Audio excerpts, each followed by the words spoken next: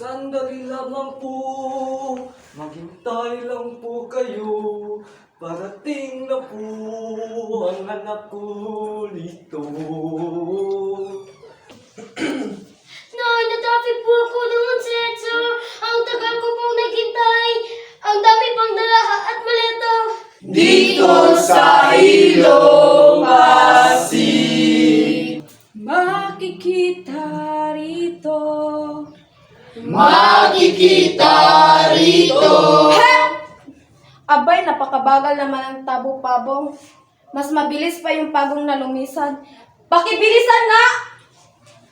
Tayo'y maglakbay. Tara na at maglakbay. Dito sa... Ha? Di ko sinabing bilisan ang pagkanta.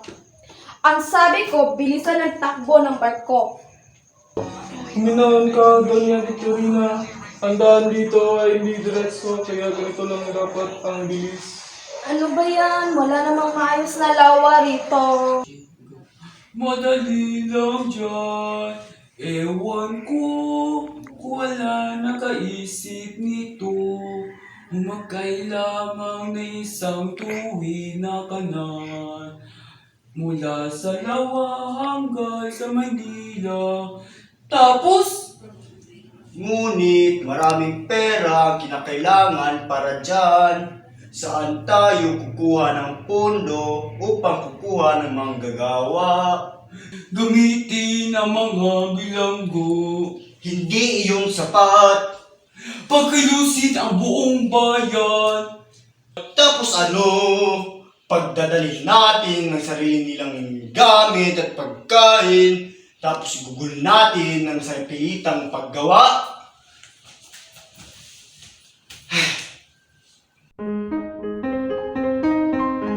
Na kayo sa kubierta. Ang barko. Todo ba? Naman.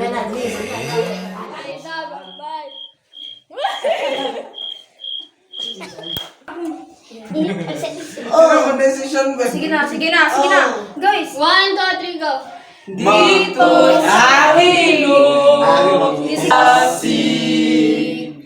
Makikita rito. Yeah.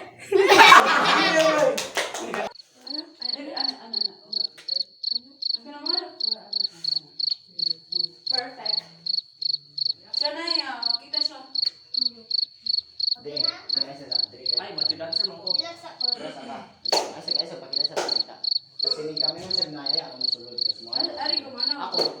Tunga si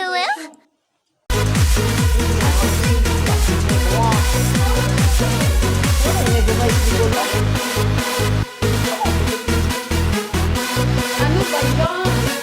Teka, si Aaron nag-trip ko. Huminahon ka, Doña. Sean, bakit ka nandyan? Tapos ano? Pagdadalhin natin sila. Pagkilusin ang mga buong bayan. Tapos ano? Pagdadalhin natin sila ng sarili nilang gamit at pagkain. Tapos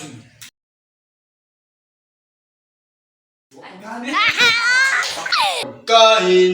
Tapos gugol natin ng sapiitang paggawa.